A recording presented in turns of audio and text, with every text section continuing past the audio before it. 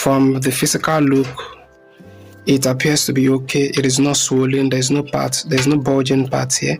Normally, if the capacitor is bad, you will notice that this part will be bulging, will bulge out. So there's nothing of sort here.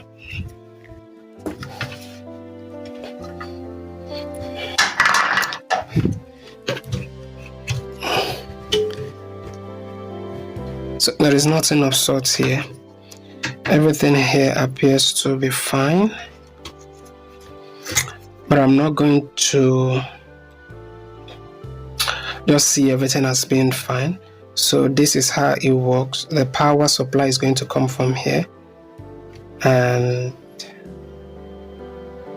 this is the power supply area.